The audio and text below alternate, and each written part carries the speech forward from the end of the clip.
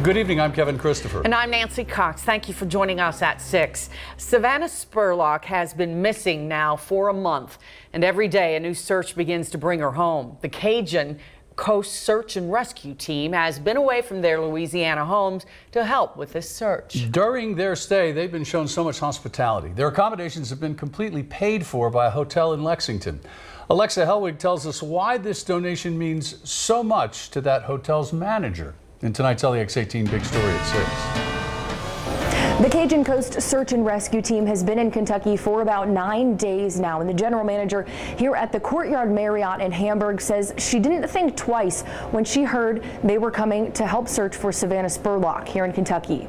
Shanna Herod manages day-to-day operations at the Courtyard Marriott in town, but 18 years ago, she was trying to manage a tragic family situation. My brother was one of the ones somebody was looking for. He died in a helicopter crash and they didn't know where he was. A search and rescue team found the crash site in Jackson County 24 hours later, bringing her family so much closure. When she saw the Cajun Coast search team was headed to Kentucky, she had to reach out. I sent him a message through Messenger and just said, have you already secured your lodging while you're here in Lexington? We would love to be able to help you all out. She stays in touch with them every day at the hotel and can say Tony Wade and his canine Pepper are now friends. Good girl.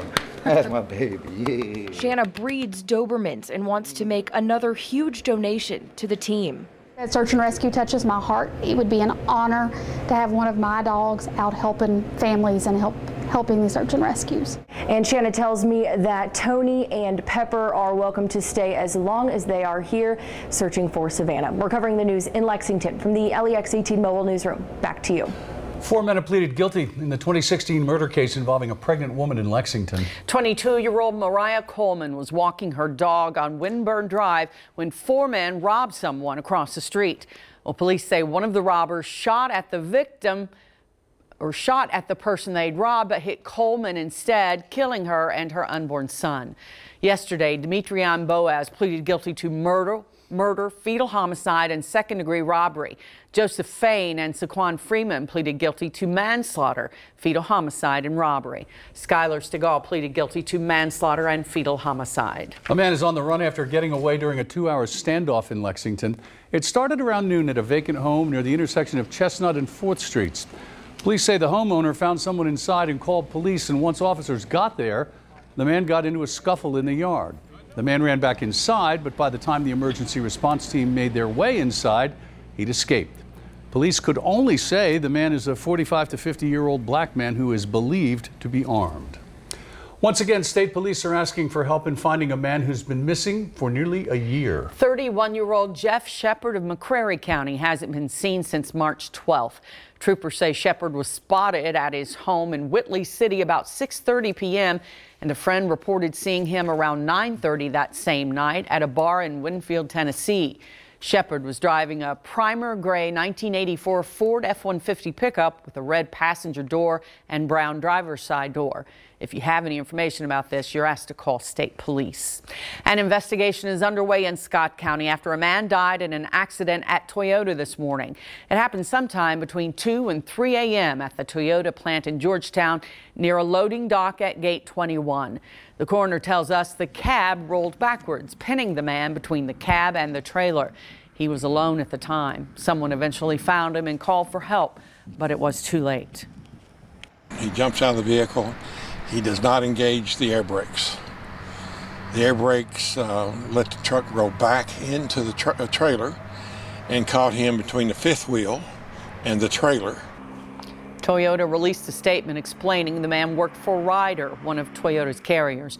The victim's name hasn't been released, but we're told he was 33 years old, had 2 children, and had only been on the job for about a month. OSHA is investigating. Tonight, we're hearing from the family of 2 brothers who froze to death near their northern Kentucky home. The family says the brothers did everything together, and now they want people to remember how the 2 lived as they try to heal. Angie Bevan has the story from Boone County. Obie and Roy Fugit lived out in the woods in Petersburg, Kentucky, but their nephew says they never met a stranger. Just some good guys, real good guys. They didn't have a bad bone in their body. You can ask any farmer around Boone County, they've probably been on every farm. working for them. Ted Fugit says his uncles were also inseparable, and apparently even in the final hour. They've been together all their life and never been apart. Family last saw Obi and Roy the morning of January 29th, the same day police believe they died.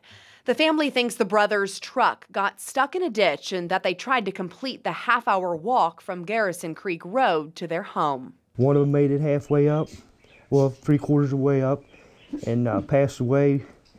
And the other brother went on up to the house, probably going to try to get help, and he made it to the back porch. And that's where my little brother found him. A tough time for the family, but Ted says they take some comfort in knowing the brothers, like always, still have each other. Covering the news in Boone County, Angie Bevan, LEX 18 News. Obi was 72 years old. Roy was 67. A third brother, Oak, died a few years ago. Just trying to get you into a little bit of a mood here. We have gone through some real nasty, cold Arctic winter weather. We've had a nice reprieve here now for a couple of days, so spring, real spring, can't be all that far away. So Keeneland, we're getting you set for that. We've got a couple of spring-like days coming in here. That's your St. Joseph Health WeatherBug camera located at Keeneland. That's a brand new high-def camera. Oh, it is sweet. Look at this. We have got a dandy of a front that's along and just north of I-64 to the south. Temperatures well into the 60s, even pushing 70 earlier in some of our southern counties. Lexington's at 63. Other side of the front, Frankfort's at 56. Flemingsburg is 54. Again, that's just kind of cool. MaxTrack Live Doppler, the rain has now shifted up into northern Kentucky. A few showers out along I-65. There's a flood watch tomorrow night and going then into Thursday. So it doesn't count tonight. It's not for the rain coming in tomorrow. Tomorrow's kind of priming the pump. We're going to see tonight, well, rain becomes more widespread. The rain tomorrow will become heavier. Could be some thunderstorms mixed in there as well. We're going to talk about all of that and a shift back to cold in a couple of minutes. Thank you, Bill. Fayette County health officials are warning parents after a 5th case of pertussis was confirmed in a Lexington school. The new case is a student at Henry Clay High School, which has already seen one other case. Other schools with students who have tested positive for pertussis include Athens-Charlesburg Elementary, Tates Creek High School, and Bryan Station High School. Pertussis, also known as whooping cough, is a highly contagious respiratory illness spread by coughing and sneezing. To protect and serve took on new meaning early this morning in Garrett County, where 2 officers worked together and likely saved a life. LEX 18's Michael Burke has more on their heroic actions. A burning vehicle didn't stop officers Josh Creek and Alan Weston from serving and protecting, just as they swore to do. Officer Weston was able to shatter the side window, and at that time both officers extracted the victim out of the vehicle. It happened at the Nicholasville Road Sugar Creek intersection in Garrett County.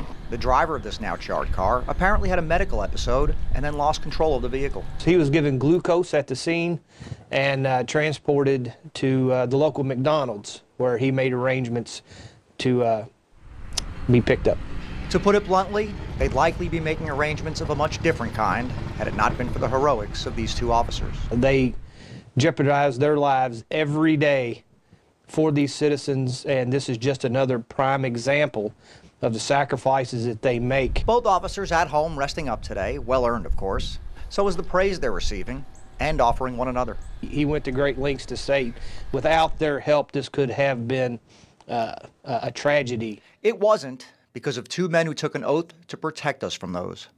Covering the news in Garrett County, Michael Burke, LEX 18 News. Lawmakers got back to work today after a long recess, and they were met by the Poor People's Campaign, a group who's fighting new restrictions on entering the state capitol. LEX 18's Carolina Buchek reports.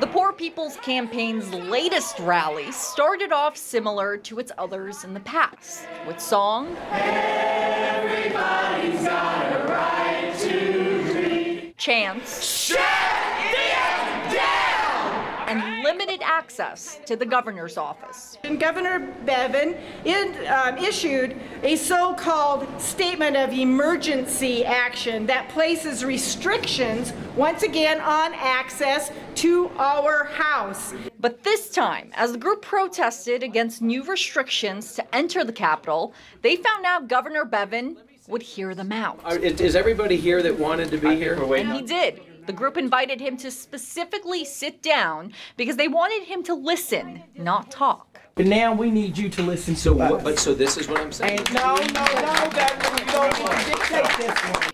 And the group quickly told him they were not happy with his restrictions. With your pen, you changed some rules to the game. But and on the back of my ancestors who built this Capitol couldn't walk into this Capitol. I couldn't even walk into your office just a few minutes ago. And yet here we are. Covering the news in Frankfurt, Carolina Buchuk, LEX 18 News. Coming up, the head of a special place with a special mission right here in central Kentucky will join Senator Mitch McConnell as the president addresses the nation tonight. Why the Chrysalis House was chosen for the honor. Next on LEX 18 News at 6.